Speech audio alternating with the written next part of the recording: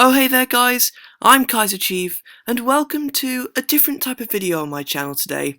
Today I'm going to be giving my Premier League predictions for the 2016-17 season. Now I know that there's already been 4 games of the season and I know the transfer window's over, and that's the real reason why I'm doing these predictions now, because we've had all the transfers, we've had a few games, and I think this is the time where you can really make a fair assumption on where you think teams will finish. So let's get right on into it.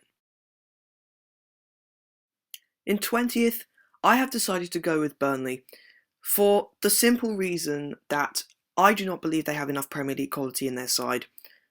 Yes, they've made a very good signing in Stephen Defoe, which I'm very impressed with, but elsewhere all around the pitch, for me, they have championship quality players. This was shown against Chelsea. They didn't attack at all, and Chelsea completely dominated the game. So, for bottom of the league this year, it's got to be Burnley. In 19th, I've decided to go for Sunderland. Um, Sunderland's a tricky one because the appointment of David Moyes, when it happened, I thought it was a very sensible appointment. He's a good manager. Didn't quite work out for him in Manchester United, as we all know. But I thought, he can lead Sunderland to, mid-table finish, something they haven't had for a few years. But for me, they've started absolutely awfully. They lost the derby to Middlesbrough. It's just been a really bad start for Sunderland. The only moment of light really was the 1-1 draw away at Southampton. But for me, they don't have enough quality to get out of the relegation zone. In 18th, for me, it's got to be Stoke. And the first reason for this is that I think Stoke are conceding way too many goals just from the opening 4 games. They've already conceded 10 goals, 8 of those being at home. And frankly, I just don't think that's good enough for a Premier League standard. Even if their 2 home games have been against Manchester City and Tottenham, they should not be conceding 4 goals a game against those type of teams if they want to stay in the division. They have made a good signing in Wilfred Boney. I think that boosts their attacking options, which again is I think something that they need. But I think their defence is letting them down at the moment, and right now I just cannot see them getting out of this league this season. So for me, in 18th, it's going to be Stoke. In 17th, I've gone with Bournemouth. Now, Bournemouth have been pretty good in this transfer window, I think. They've signed Wilshere on deadline day, which I think is an amazing signing for them. They've started okay. They got their first win of the season against West Brom on Saturday, which was a very good result for them. But I think they will struggle this season. I think that they may have a case of second season hangover. But I think that signing of Wilshere could keep them in this league. And if the likes of Callum Wilson and Josh King can stay fit, then I think Bournemouth can edge themselves towards survival and another season in the Premier League. In 16th, I'm going to go for West Brom. Now, I'm not a big fan of West Brom, I'm not a big fan of Tony Pulis, but I think they will stay up because of their attacking options. For example, Salomon Rondon, I think he's a class striker. Berahino, when he's on form, is very good. And the signing of Nacer Chadli, which I think is amazing for West Brom. However, I think they will struggle because their defence, for me, is championship standard. Maybe with the exception of Craig Dawson, if I'm being honest, but the rest of their defence, for example, Jonas Olsson, for me, is championship standard, so I think they won't finish any higher than 16th. In 15th, I've decided to go for Hull City. Now, they've made a very good start to the season. I must admit, Mike Phelan has to be given credit for the lack of senior players that he's had. And I think they will continue to get points at the beginning of the season. However, I think the lack of players will catch up with them towards the end of the season. And by the end of the season, you'll start to see that they will gain less and less points as the season goes on. But I do think they will gain enough points at the beginning of the season to stay up. And I think 15th is a reasonable position to them. So, Hull, you're 15th. In 14th place for me, it's got to be Crystal Palace. Now, they ended last season very badly. They actually, I think, only won 2 league games in 2016 of last season. This season, they've lost Yannick Bolasie, a key player, but they've signed Christian Benteke, and I think he will come good this season. I think he will score a few goals, and with the help of Wilfred Zaha and Jason Puncheon, people who can provide him very well, I think they can come in a reasonable position, and I think 14th is the right place for Crystal Palace. In 13th, I've gone with Middlesbrough, and the main reason for this is they've made some very good signings this year. Victor Valdez from Manchester United is a proven world-class goalkeeper, and Alvaro Negredo, on loan from Valencia, is also a proven goalscorer. He showed that in England for Manchester City, and hopefully he can show it in England for Middlesbrough as well. And I think they can finish as high as 13th, and if Negredo fires and Valdez can keep clean sheets, they could finish even higher. In 12th, I've decided to go for Watford. Now, a lot of people are tipping Watford to get relegated this season, and I might have tipped them to get relegated if it wasn't for their performance against West Ham on Saturday. They showed that they can score a lot of goals, they showed fight from 2-0 down, and both their star strikers, Troy Deeney and Odion Ighalo, got off the mark, which is so key at the beginning of the season, and I think they can propel Watford to a high mid-table finish, but I've predicted them to come 12th. In 11th, I've gone with Swansea, purely because I think they're a mid-table team. They'll beat the lower sides, and I think they'll struggle against the top sides, so, I've just put them right in the middle of the table. 11th for me. Now, this one is going to shock a few people.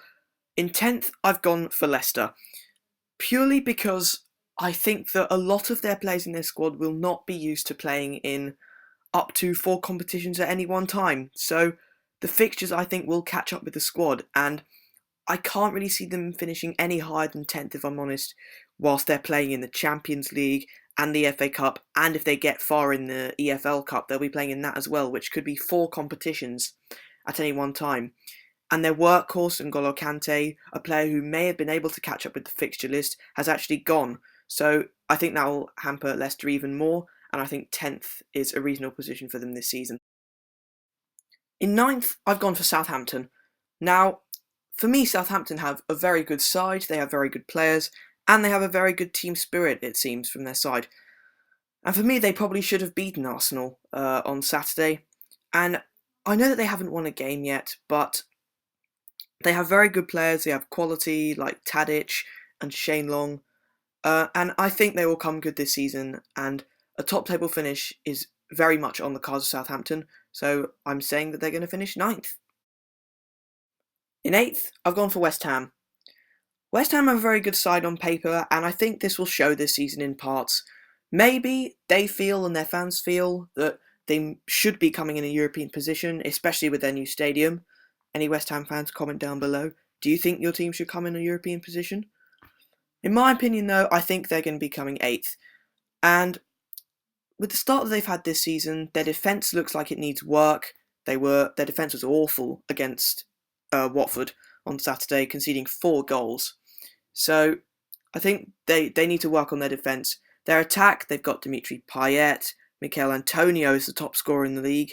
So, it's just up to them to start scoring goals and defending better. If they can do that, I think they'll finish 8th. In 7th, I've gone for Everton. Now, Everton underperformed massively last season. They only won 3 home games for 1. But I do believe that they have the quality players to be able to finish in 7th position this season. They have Romelu Lukaku, Gerard Deulofeu, and even Seamus Coleman at fullback. And they've signed well this season, replacing John Stones with Ashley Williams, who I think might be even better than Stones. If Lukaku starts firing with the goals, and Deulofeu can start firing with assists, and Seamus Coleman can provide support from fullback, and Ross Barkley can do his thing, I think Everton come in a reasonable position of 7th place. In 6th, I've gone with Liverpool. Now, Liverpool have been very inconsistent so far this season. They've been performing against the big teams. They won away at Arsenal, they drew away at Tottenham, and they've beaten Leicester at home 4-1. But they've been absolutely terrible against the lower teams, losing 2-0 at Burnley, for example. If they turn up in all their matches, I can see Liverpool coming in the top 4, definitely. But I don't think that will happen, and I think that there will be too many games where they are too inconsistent, and I don't think they can really finish higher than 6th this season. In 5th, I've gone with Arsenal. Now, Arsenal have claimed to make big signings this summer, Mustafi and Perez. But for me, I don't think that they're good enough signings for where Arsenal want to be. Arsenal want to be winning titles, getting far in the Champions League, and I don't think the players they've signed can actually bring that to the club. Mustafi played for Valencia last season, they didn't do so well, and Perez played for Deportivo La Coruña, who are not the greatest team on earth, let's be honest. So, yes, Arsenal have the big players, but I don't think they have the togetherness and the team spirit, so I can't really see them finishing in the top four this season. In fourth, I've gone with Tottenham. Now, it was really between Tottenham and Arsenal who came fourth, and after what I've seen so far this season, I have to say, I think Tottenham will be coming in the top four this season.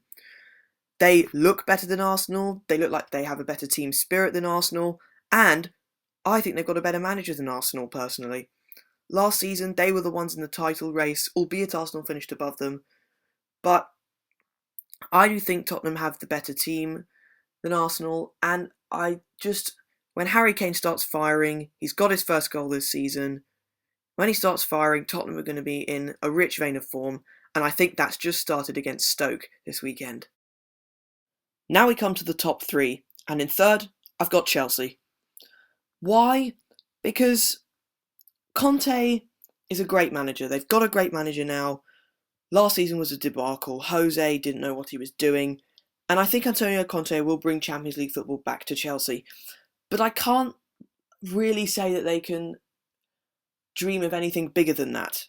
I think third is where they will end up. I think the Manchester clubs are better than them, they've signed better than them, they've just got better players, and I think Chelsea can finish no higher than third, and I think that's where they'll end up. Now, the top two for me rested on the Manchester derby this weekend, and I think if Manchester United had won the derby, I would have predicted them to come first, because both the Manchester clubs had all their games had been wins under their new managers, and I think that game sort of, for me, defined how the season was going to go, and I think it showed that Pep Guardiola had the edge over Jose Mourinho, and Manchester City had the tactical edge over Manchester United. Man City have the players, De Bruyne, Aguero, even though Aguero wasn't playing in the derby, and I think they've got what it takes to finish first. I think Manchester United will finish second. And there you go. I've predicted Manchester City to win the league. And I think they got it tactically spot on Saturday lunchtime against Manchester United. Kevin De Bruyne was absolutely amazing, and if he plays like that all season, I think City could run away with the league. But, they've showed on Saturday that they've got strength in depth and that they can rely on their young players like Iheanacho. And even without Vincent Kompany, they're winning all their matches. The only thing I would say is that they haven't kept a clean sheet yet, but once they do that, I think they've got the perfect recipe to win the Premier League. So there you go, guys. There are my Premier League predictions. I know there are a couple of contentious placings in there, but be sure to debate them in the comment section down below. Leave your Premier League predictions down below of what you've seen this season. But for now, I've been KyserCheef, and I'm out. Just a quick announcement at the end of the video, guys. I'm going to be going to the EFL third round cup match between my team, Queen's Park Rangers, and Sunderland on the 21st of September. If you want me to vlog that game, be sure to like the video and comment down below. Make sure to hit that like button on the video. I hope you did enjoy it. And I will see you in the next episode of Road to the Show. For now, I'm out.